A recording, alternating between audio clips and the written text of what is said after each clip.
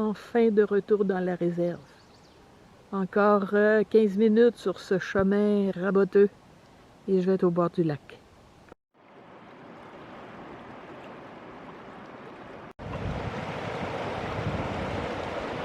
J'y suis. J'y reste 3 jours, 2 nuits. Je vais même pas m'installer tout de suite. Je vais profiter du beau temps pour faire une exploration botanique en marchant sur le rivage. Au bord d'un cours d'eau, on ne peut pas se tromper. C'est un aune rugueux. Le mélèze laricin qui revient à la vie après un dur hiver. Un amélanchier.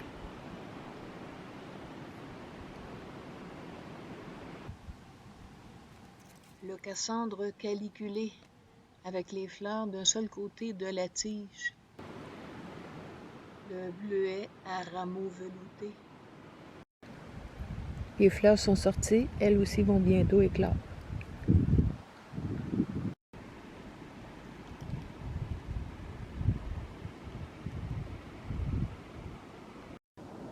Des minuscules drosera.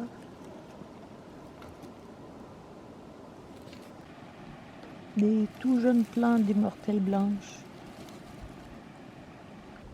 Des feuilles d'iris versicolores.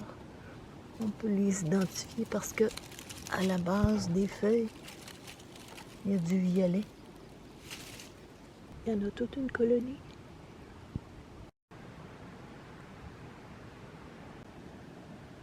Bon, les castors sont passés par ici.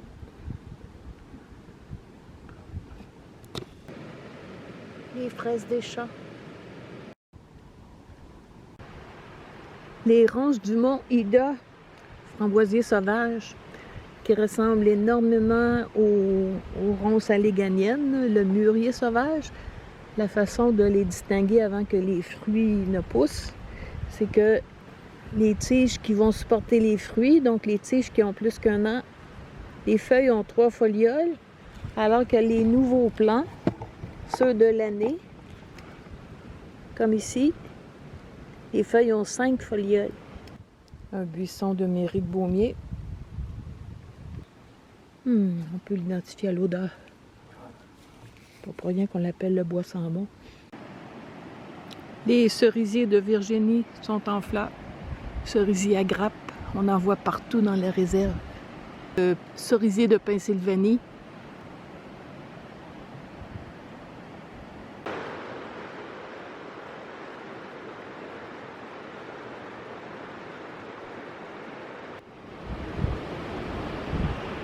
Le saule, mais je ne saurais pas préciser l'espèce. Les chatons femelles du saule et les chatons mâles qui sont plus jaunes que verdâtres. Les nouvelles pousses comestibles du sapin baumier. Un jeune pin blanc en pleine forme.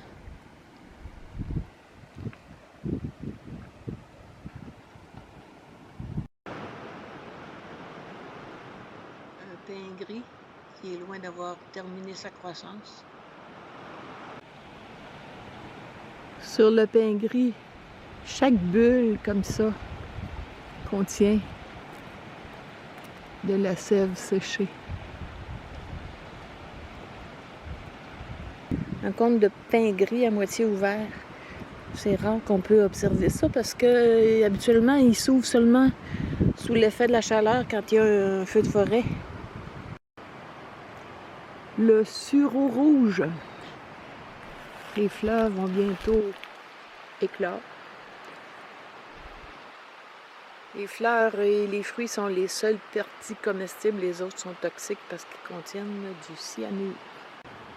Et les fruits doivent être cuits avant d'être consommés. Un tussilage solitaire, habituellement, il pousse en groupe. Encore une ici. Ici, la fleur bien mûre de tussilage va bientôt disperser ses graines au vent.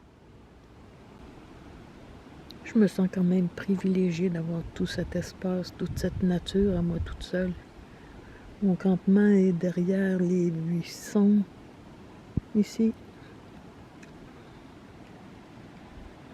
invisible de la route. Il n'y a pas un kayakiste, pas un canotteur qui passe. Il y a tellement de plantes sauvages comestibles, je vais en cueillir quelques-unes pour ma salade, en commençant par la marguerite. C'est sucré, c'est tellement bon, puis ça n'empêchera pas la fleur de pousser, même si j'enlève des feuilles. Quelques feuilles de chili.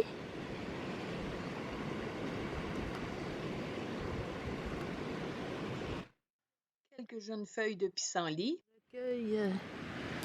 À l'écart du camp, pour être certaine que ça n'a pas été contaminé. Je n'en mettrai pas beaucoup parce que c'est amer. Et ça donne un bon petit goût.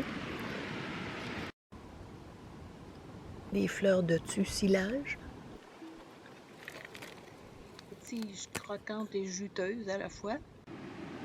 C'est pas une grosse récolte, mais ça va quand même agrémenter le goût de ma salade.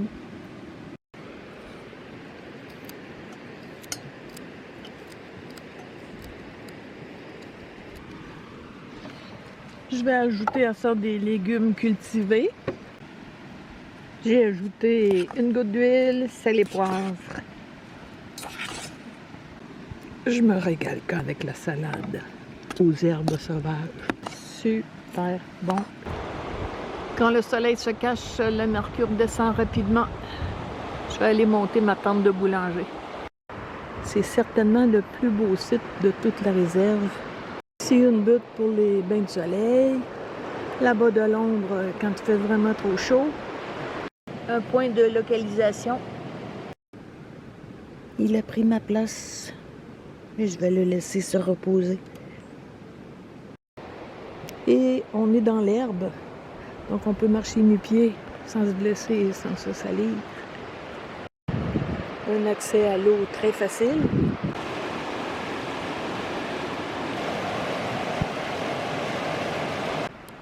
Deux gros pins qui ont eu la gentillesse de pousser à distance parfaite pour un hamac. La petite bécosse individuelle, le rond-de-feu, la table, et puis la superficie est tellement grande que ça permet de varier les points de vue. Et ce matin, pour l'exploration botanique, j'ai marché au bord de l'eau jusqu'à la pointe ici. J'aurais pu aller plus loin. C'est vraiment le paradis. Pour le découvrir, faites vos recherches. C'est pas moi qui vais vous dévoiler exactement l'endroit. Comme la lumière est belle ce soir. Les nuages sont de plus en plus présents. Mais bon, je me suis installée pour la nuit. J'ai mangé. Il ne reste plus qu'à faire la vaisselle et ensuite un bon feu.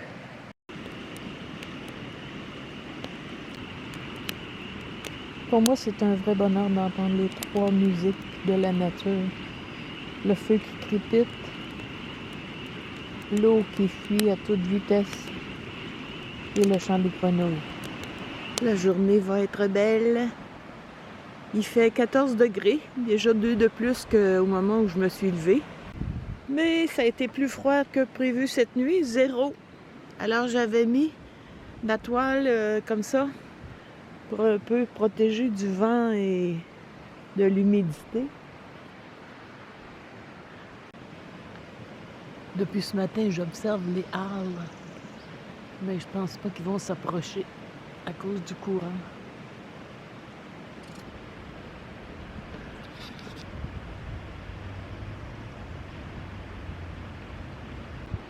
Il y a eu des coups de vent tellement violents, j'ai préféré réduire la voilure.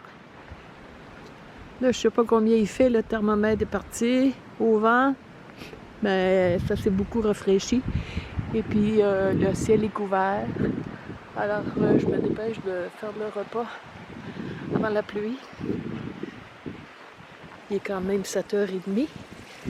Donc, ce soir, ça va être des frites avec la bavette marinée que j'ai coupée en tranches pour que la cuisson se fasse plus rapidement.